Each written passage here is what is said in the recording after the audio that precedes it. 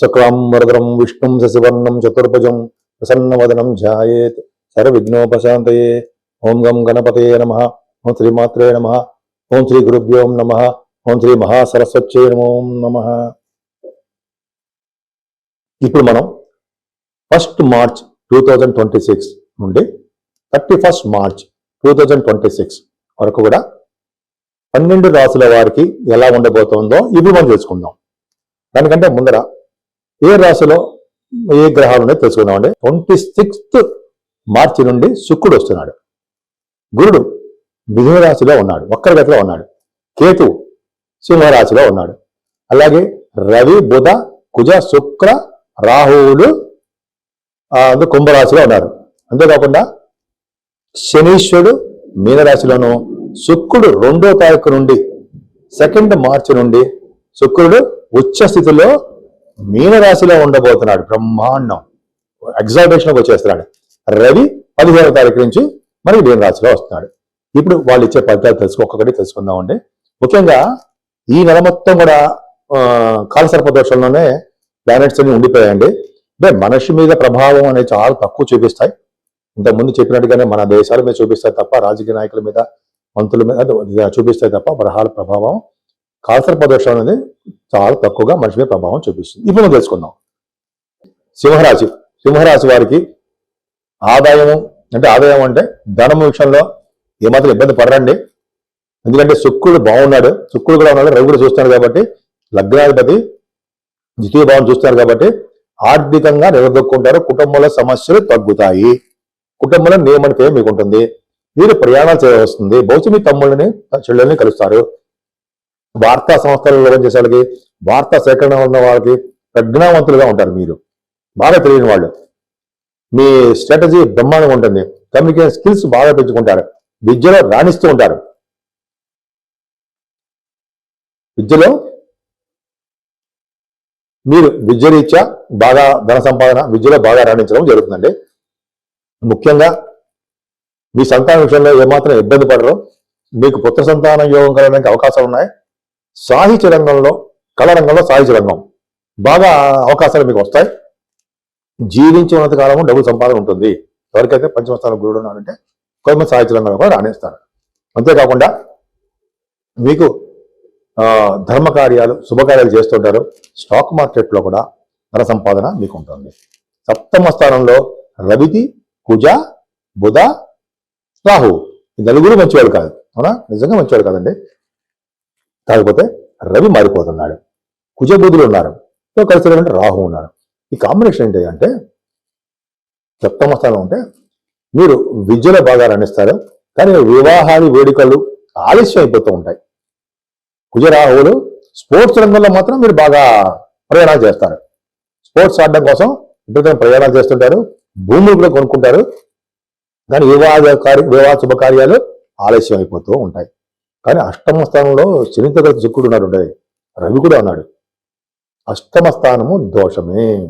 ఇంతకుముందు శని ఒక్కడే ఉన్నాడు అనుకున్నాం, శుక్రుడు ఏరాడు. అంటే చెడు ఆలోచనలు, చెడు బుద్ధులు, చెడు సావాసాలు ఉండడానికి అవకాశాలు ఉన్నాయి సింహరాశి వారికి. శని శుక్రుడు కాంబినేషన్ ఉంటే ఆడవాళ్ళ లేడీస్ అని, గోవాలని అదే చెడు సావాసాలని, చెడు ప్రవర్తనని ఇవి జరుగుతాయి. జాగ్రత్తగా ఉండాలి. మీ రాశిపతి కూడా అష్టమలో గడిపాడు. అష్టమలో కూడా ఆరోగ్యం ఇస్తాడండి. ఆరోగ్యం ఉండడం మాత్రం ఆయన కాపాడతాడు. కానీ శని దోషం ఉంది, శుక్రుడే దోషం ఉంది. 10th హౌస్ లాడు, మీకు 10th హౌస్ లాడు ఉచ్చ స్థితిలో శుక్రుడు ఉన్నాడు.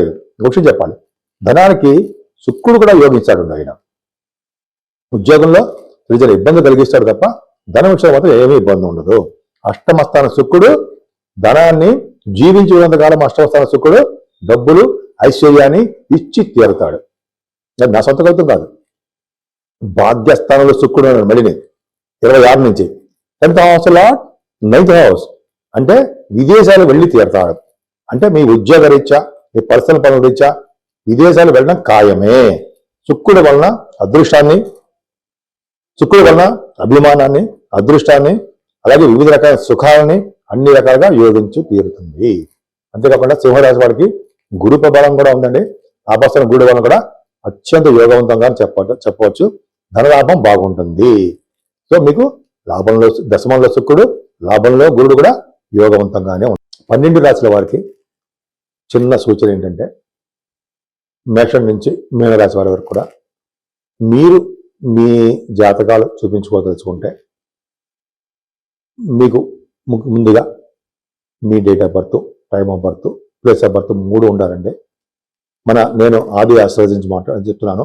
మన ఆది ఆస్ట్రాలజీనే చూస్తూ ఉంటాము, వేరే వాళ్ళు ఎవరు చూడరు, నేనే చూస్తూ ఉంటాను. ఆల్మోస్ట్ 35 సంవత్సరాల అనుభవం కూడా ఉంది నాకు ఆస్ట్రాలజీలో.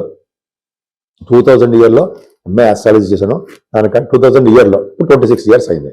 అంతకంటే ముందర 10 ఇయర్స్ నుంచి 1990 నుంచి కూడా నేను ఆస్ట్రాలజీ అండ్ నేను professionally cost accounts officer government organisation చేశాను. గవర్నమెంట్ ఆర్గనైజేషన్లో సింగరేణి కాలేజ్లో చేశాను. సరే పక్క పెడదాం. సో ఈ అంత అనుభవం ఉంది కాబట్టి కొద్ది గొప్ప చెప్పగలను అని అనుకుంటాను. చెప్తాను కూడా, చెప్పిన కూడా చాలా జరిగాయి. మీకు విద్యలో కానీ, లేకపోతే వివాహం విషయంలో కానీ, చిల్డ్రన్ విషయంలో కానీ, లేకపోతే వివాహాలు అవ్వట్లేదని మ్యాచ్ మేకింగ్ కానీ, ఇవన్నీ ఉంటాయి కదా, అన్ని పర్ఫెక్ట్గా చూసి చెప్పగలను. నేను ఆ కాన్ఫిడెన్స్ నాకు ఉంది. అంతేకాకుండా మీ వాస్తు సంబంధించిన విషయాల్లో కూడా మీకు ఏమాత్రం డౌట్ ఉన్నా నన్ను కన్సల్ట్ చేస్తే నేను చెప్తాను. లేకపోతే మీరు వాట్సాప్లో మెసేజ్ పెట్టండి. షూటింగ్లో ఉంటే మనం చెప్పలేకపోవచ్చు, తప్పకుండా మీకు చెప్తాను. అంతేకాకుండా 12 రాశుల వారికి పరిష్కార మార్గాలు చెప్దామండి. ఎందుకంటే 12 రాశుల వారు కూడా అంత అద్భుతంగా ఉండదు. ఎందుకంటే కాలసర్పదోషంలో ప్లానెట్స్ అన్నీ ఉన్నాయి.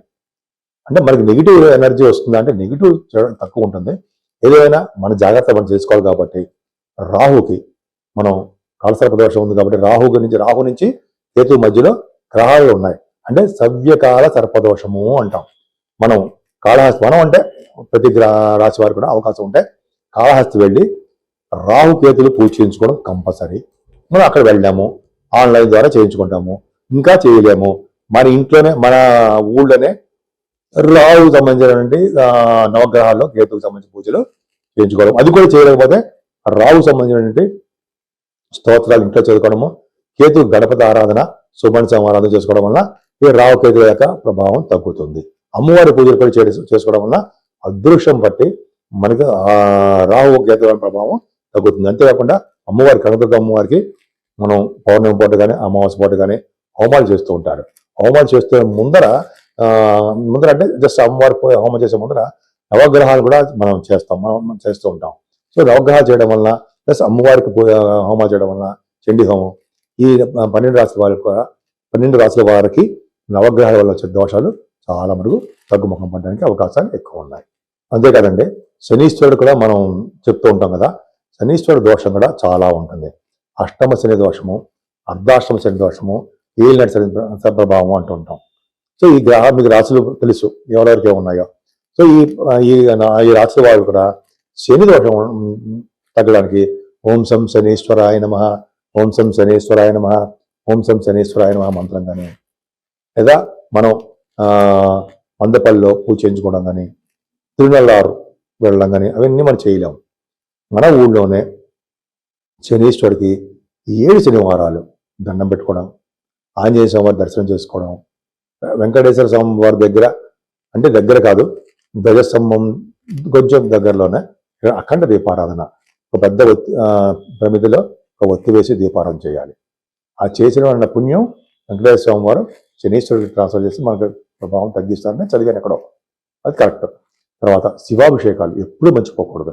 శివుడికి అభిషేకం చేసుకోవడం వలన సర్వదోషాలు సర్వ పాపాలు హరిస్తాయని చెప్తూ ఉంటాం మనం. కాబట్టి రాహు వలన, కేతు వలన, అసలు 12 గ్రహాల వలన వచ్చే దోషాలు 12 రాశుల్లో 9 గ్రహాల వల్ల వచ్చే దోషాలు కూడా ఒక్క శివుడు అభిషేకం చేయడం వలన, శివుడికి మారేడుదళం సమర్పించడం వలన, అలాగే పార్వతీ అమ్మవారిని పూజించడం వల్ల కూడా దోషాలన్నీ పరిహారం అవుతాయి అంటే సందేహం లేదు.